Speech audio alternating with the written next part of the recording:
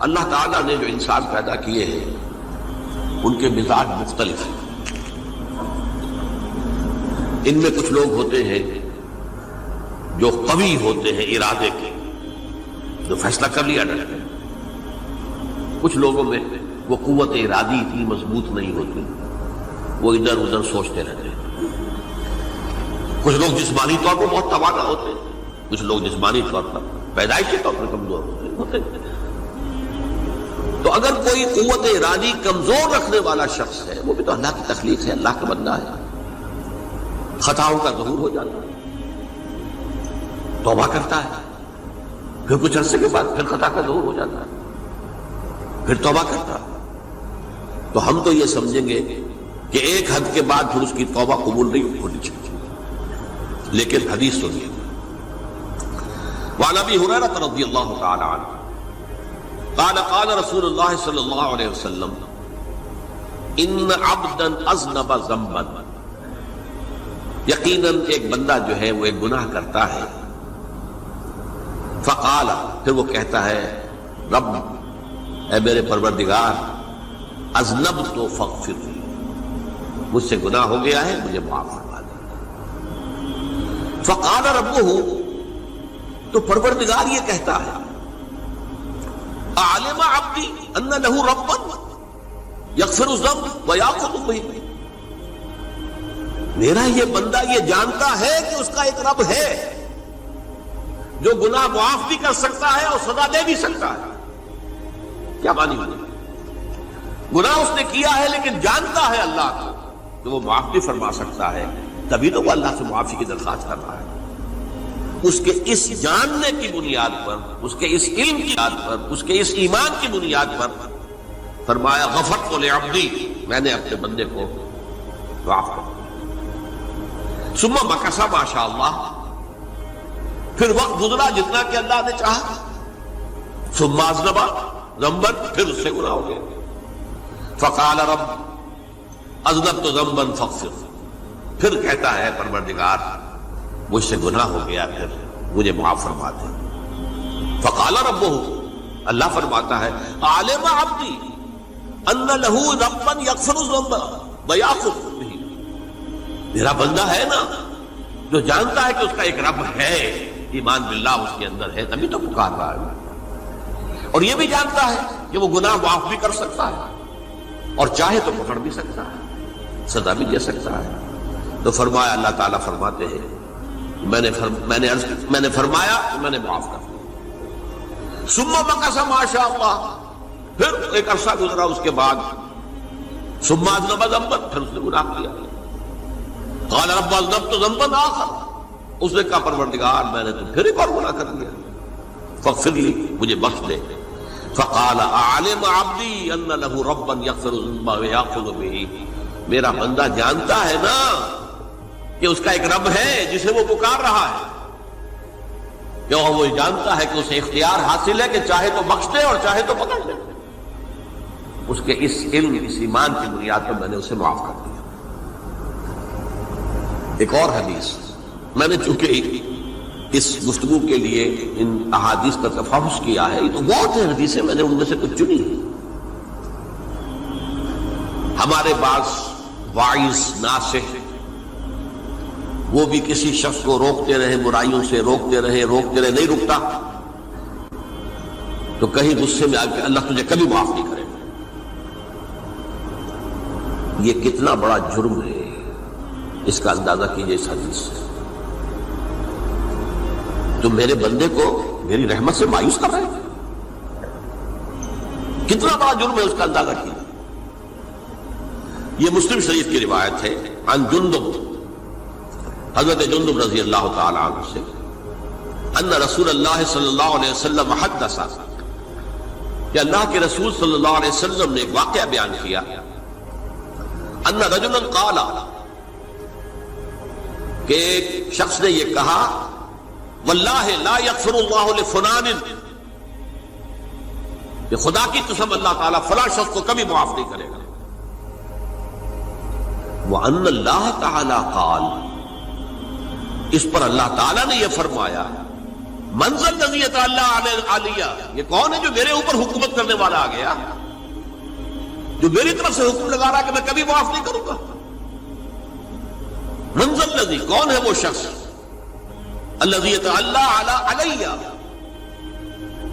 انی لا اغفر لفلان، کہ میں فلاں شخص کو کبھی معاف نہیں کروں گا، قد غفرت لفلان، اس کو تو میں نے معاف کر دیا، واحبطت عملہ، اس شخص کے تمام اعمال میں نے ضائع کر دیے کہ تم نے میرے بندے کو مایوس کیا۔ یہ ہے جرم کی کا۔ تو توبہ کی دعوت دیتے رہو، توبہ کے لیے لوگوں کو آمادہ کرتے رہو، توبہ جو ہے اس کے لیے ترغیب دیتے رہو، اللہ تعالیٰ معاف فرمانے والا۔ اب آخری حدیث سنا رہا ہوں، یہ تو بہت ہی عجیب حدیث ہے اور متفق علیہ، بخاری اور مسلم دونوں میں۔ حضرت ابو سعید الخدری رضی اللہ تعالی عنہ جو ہے اس کے راوی ہیں، حضور نے فرمایا کانا فی من کانا قبلکم رجل قتل 99 نفسا، تم سے پہلے جو امت تھی بنی اسرائیل، گویا کہ ان کا ذکر ہے، اس میں ایک آدمی ایسا تھا جس نے 99 قتل کیے تھے۔ اب آپ اندازہ کیجئے کتنا بڑا گناہ کبیرہ ہے قتل۔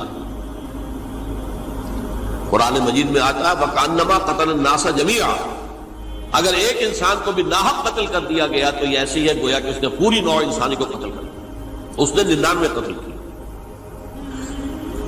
فَهَلْ لَهُ مِن تَوْبَةٍ، پھر اس کے بعد یہ ہوا کہ اس کے اندر توبہ کا جذبہ پیدا ہوا۔ فَسَأَلَ عَنْ أَعْلَمِ أَهْلِ الْأَرْضِ، تو اس نے پھر سوال کیا، لوگوں سے پوچھا کہ زمین میں رہنے والوں میں کون سب سے بڑا عالم ہے؟ فَدُلَّ عَلَى رَاهِبٍ، تو اسے بتایا گیا فلاں راہب فلاں جگہ پر ہے، وہ بہت نیک ہے، بڑا عالم ہے۔ فَأَتَاهُ، وہ اس کے پاس آیا، فَقَالَ أَنَّهُ قَتَلَ 99 نَفْسًا فَهَلْ لَهُ مِن تَوْبَةٍ، انہوں نے کہا دیکھیے راہب صاحب، میں نے 99 انسان قتل کیے، اب مجھے یہ بتائیے کہ میرے لیے توبہ کا کوئی امکان ہے؟ فقال لا، انہوں نے کہا نہیں۔ فقتلہ، اس نے اس کو بھی قتل کر دیا۔ فکمل بہ 100، اپنی سینچری مکمل کر لی، مطلب 99 کے بعد ایک کی کسر تھی، اس کو بھی قتل کیا، 100 پورے کر لیا۔ ثم سأل عن عالم اہل الارض، پھر اس نے پوچھا کوئی اور، کوئی بڑے عالم انسان ہو۔ فدل علی رجل عالم، پھر اس کی رہنمائی کی گئی ایک بڑے عالم شخص کی طرف۔ فقال انه قتل 100 نفس، تو اس نے وہاں جا کر کہا کہ میں 100 انسان ہلاک کر چکا ہوں، قتل کر چکا ہوں۔ فهل له من توبہ، میرے لیے توبہ کا کوئی امکان ہے؟ فقال نعم، کیوں نہیں، 100 قتل کیے تب بھی کیا ہے، توبہ کا راستہ دروازہ کھلا ہوا، ما لم یغرغر، جب تک کہ وہ گھنگرو نہیں بج رہا اس وقت تک تمہارے توبہ کا دروازہ کھلا ہوا ہے۔ فرمایا نعم، ومن یحول بینہ وبین التوبہ، تمہاری توبہ کے درمیان اور تمہارے درمیان کون حائل ہو سکتا ہے، توبہ کا دروازہ کھلا ہے۔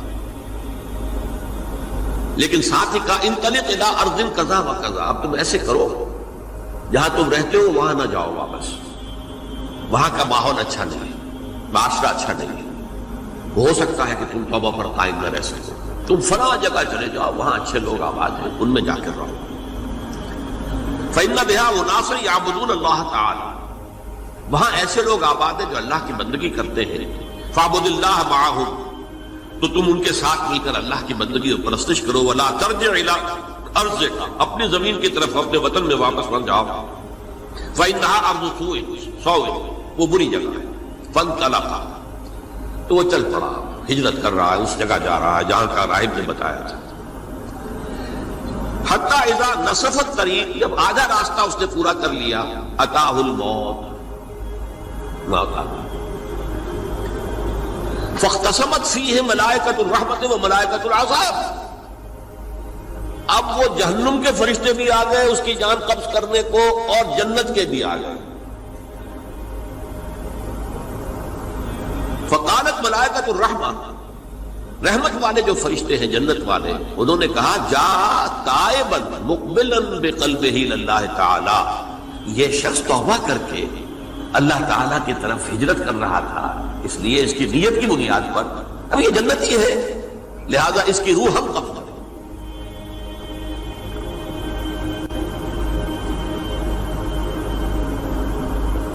وقالت الملائکۃ العذاب، اور وہ جو عذاب والے فرشتے ہیں وہ کہیں گے انہ لم یعمل خیرا قط، تو نے توبہ کے بعد کوئی نیک عمل تو کیا ہی نہیں، تو کس بنیاد پر اس کو تم جنت میں لے جاؤ گے؟ اس کو تو دوزخ میں جانا چاہیے۔ فاتاہ ملک فی صورت الآدمی، تو ان کے پاس اللہ نے ایک اور فرشتے کو بھیج دیا آدمی انسانی شکل کے اندر، فجعلوہ بینہم، ان فرشتوں نے کہا بھائی ہمارا فیصلہ کرا دو، اس کی روح ہم لینا چاہتے ہیں یا ہم لینا چاہتے ہیں، انہیں حکم بنا دیا۔ فقال قیسوا ما بین الارضین فإلی ایتہما کان اقرب، کہ تم فاصلہ ناپ لو جہاں سے وہ چلا ہے اور جہاں جا رہا تھا اور یہاں اس کی موت ہو رہی ہے، تو کون سا فاصلہ زیادہ ہے؟ جب ناپا گیا، بلکہ ایک حدیث میں آتا ہے کہ اس پر اللہ نے زمین کو جو ہے حکم دے دیا، ایک طرف والی زمین تو سکڑ جا، دوسری والی جو ہے تو پھیل جا، تاکہ وہ جو جا رہا تھا وہ زیادہ قریب ہو جائے بنسبت اس کے کہ جہاں سے وہ چلا تھا۔ تو اس فیصلے پر پھر جو فرشتے تھے جو کہ رحمت کے فرشتے تھے وہ اس بندے کو لے گئے جنت کے۔ یہ ہے توبہ کی عظمت اور اس کی تاثیر۔